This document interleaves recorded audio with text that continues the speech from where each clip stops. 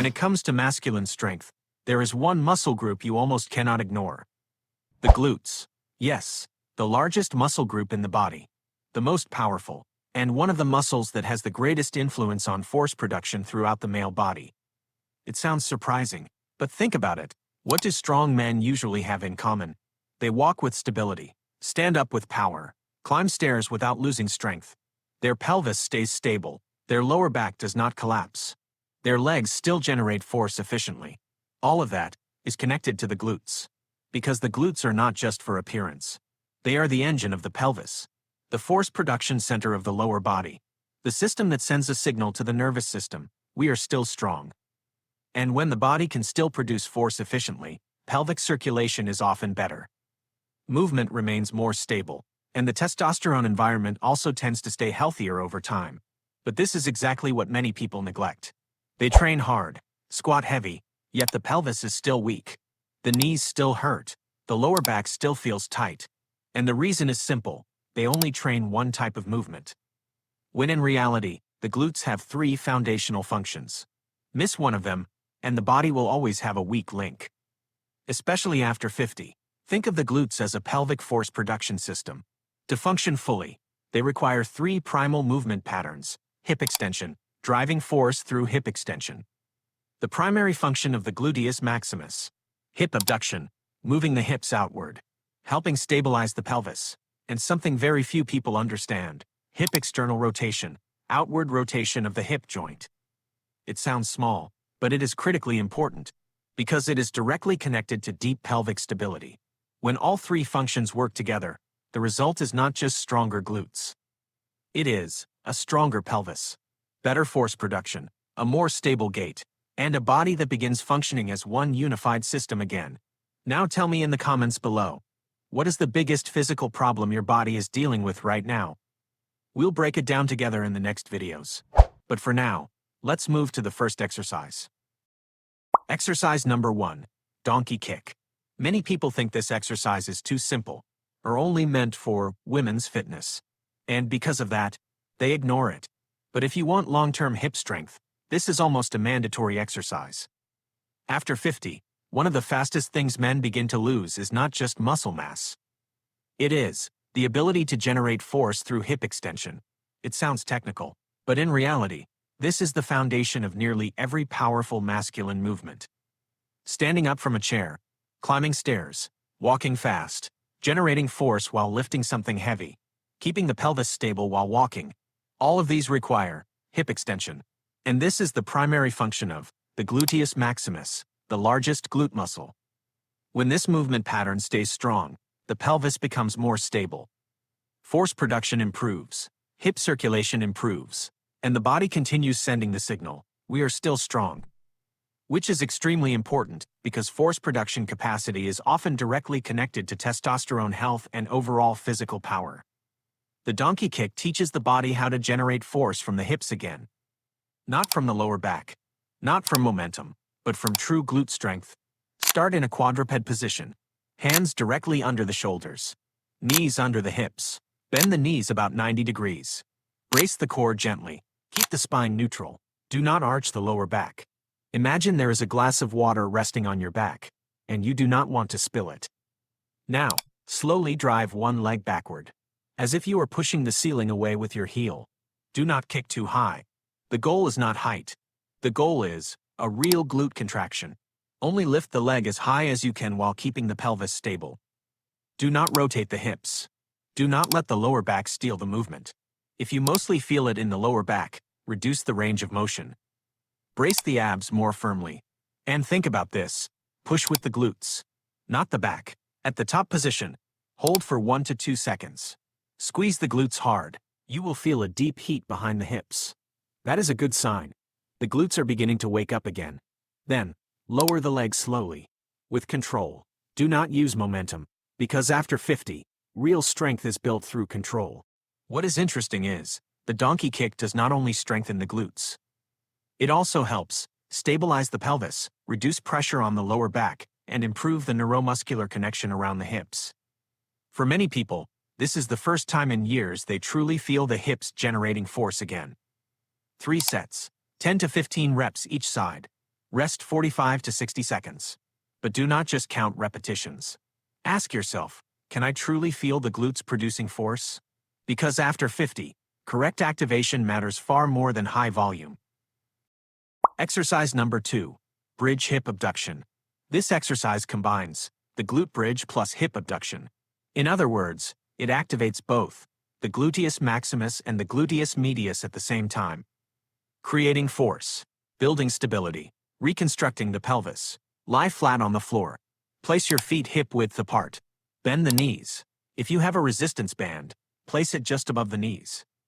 Now, lift the hips into a glute bridge position. Keep the hips stable. Do not let them collapse.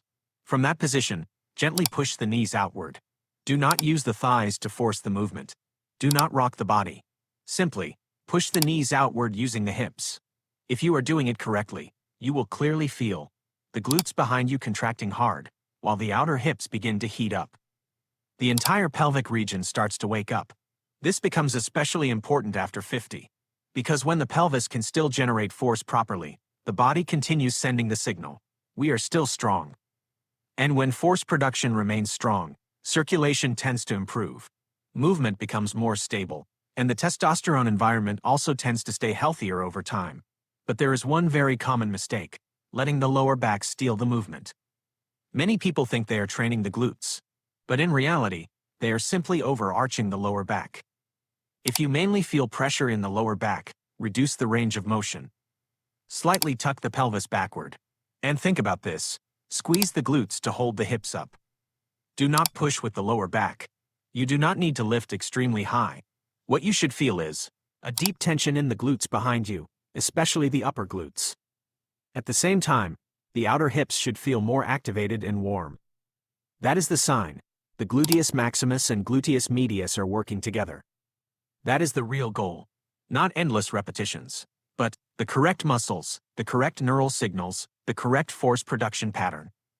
Because after 50, the body responds better to controlled movement. Move slowly. When opening the knees, do not explode outward. When bringing them back in, do not let them collapse. If you want to increase the difficulty, add a resistance band around the knees. A small change, but the hips will immediately work much harder. 3 sets, 15 repetitions. And do not just count reps. Ask yourself, can I truly feel the glutes producing force? Because after 50, correct activation matters more than volume. Exercise number 3. Bench-supported hip thrust. This is where real strength begins to return. Many movement experts consider this the king of glute development. And for good reason, because this is one of the few movements that allows you to generate extremely powerful force through the pelvis, while still being friendly to the knees and lower back. Especially after 50, that becomes incredibly valuable. The setup is simple. Sit on the floor. Rest your upper back against a sturdy bench or a stable couch edge. If you feel discomfort around the hips, place a folded towel or thin yoga mat over the pelvis. That small detail can completely change the experience. Place both feet flat on the floor, hip width apart. At the top position, the knees should form roughly a 90-degree angle. This is the mechanical position where the glutes can generate the most force. Take a breath in, prepare, then exhale slowly, and drive the hips upward by squeezing the glutes. Not by arching the lower back. Not by throwing the chest toward the ceiling. This difference is extremely important. If you mainly feel pressure in the lower back, it means you are doing it incorrectly. The pelvis is tipping forward. The lower back is compensating. And the glutes remain asleep. Instead, slightly tuck the pelvis. Think, drive the pelvis upward.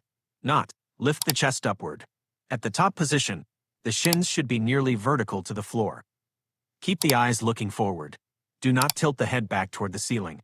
Hold the top position for 1 to 2 seconds. Squeeze the glutes hard. Feel the force concentrating around the hips. The pelvis feels as if it is locking into place. Pelvic circulation begins to increase. The deep core starts engaging for stability. Then, lower slowly and with control. Do not drop down freely. And most importantly, do not let the glutes fully rest on the floor between repetitions. Keep continuous tension, because this is how the glutes relearn how to stay awake continuously, instead of simply switching on and off. What is fascinating is, one of the most well-known glute studies found that The hip thrust can produce extremely high levels of glute activation, reaching more than 200% of maximal voluntary contraction, far beyond many traditional squat variations. And for people over 50, it has another major advantage. It creates very little compressive stress on the spine. The back stays neutral. The knees remain in a mechanically safe position.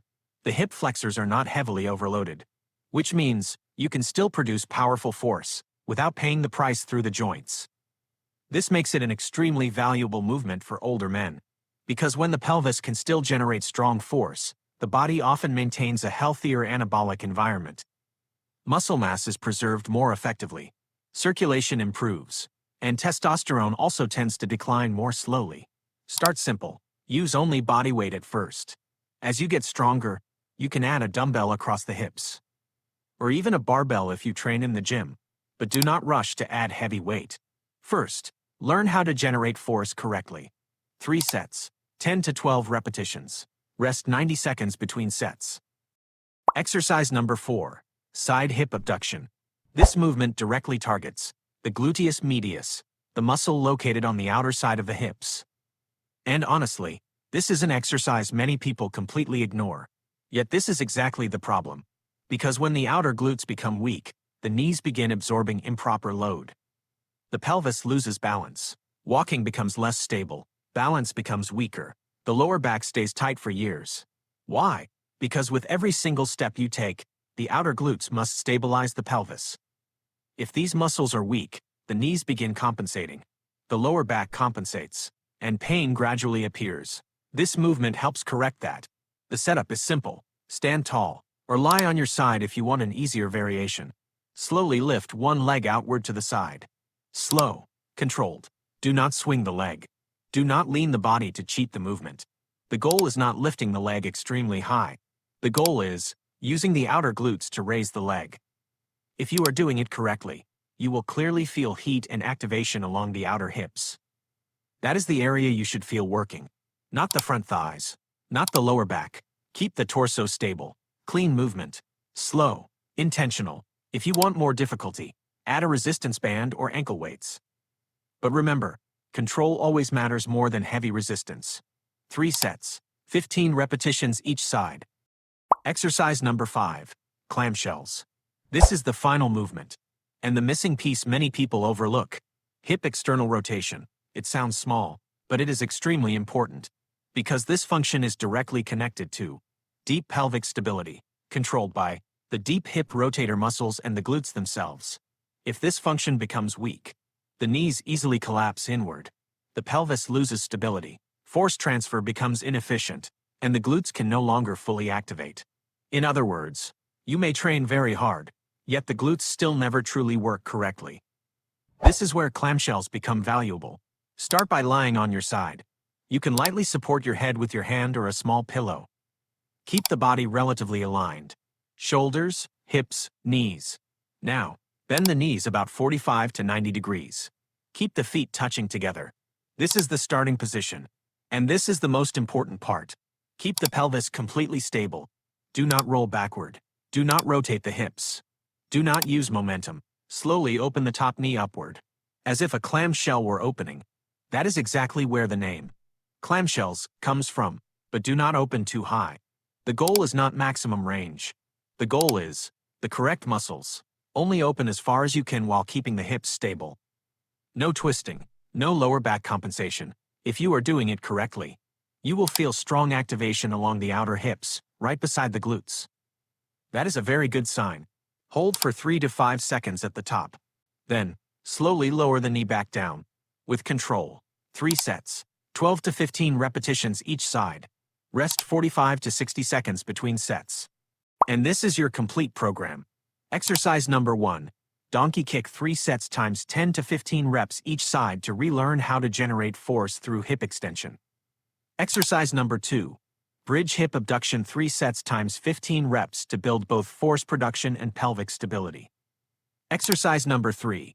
Bench supported hip thrust 3 sets times 10 to 12 reps to restore real lower body strength. Exercise number 4. Side hip abduction 3 sets times 15 reps each side to keep the pelvis stable with every step you take. Exercise number 5. Clamshells 3 sets times 12 to 15 reps each side to restore deep hip joint stability. Total training time, about 30 to 40 minutes. You only need to train 2 to 3 sessions per week. And remember, always leave at least one rest day between workouts. Because after 50, the body does not recover by training harder. It recovers by training smarter, moving with more control, and respecting the body more intelligently. And before we finish, I want to tell you something even more important than the exercises themselves. After 50, your body is not simply getting old. What is truly fading is the ability to generate force correctly. And that is the real purpose of these 5 exercises today. Not to build bigger glutes. Not to train as heavy as possible. But to help you regain a more stable pelvis, stronger steps, more stable knees, less lower back tension, and masculine strength functioning properly again. Because when the pelvis can still generate force well, the brain continues receiving the signal. This body is still strong. And that signal is often connected to better circulation, better movement quality, a stronger nervous system, and a healthier testosterone environment over time. And for many people, it begins with one very small shift: stop training harder. And start training smarter, for the body you actually have today.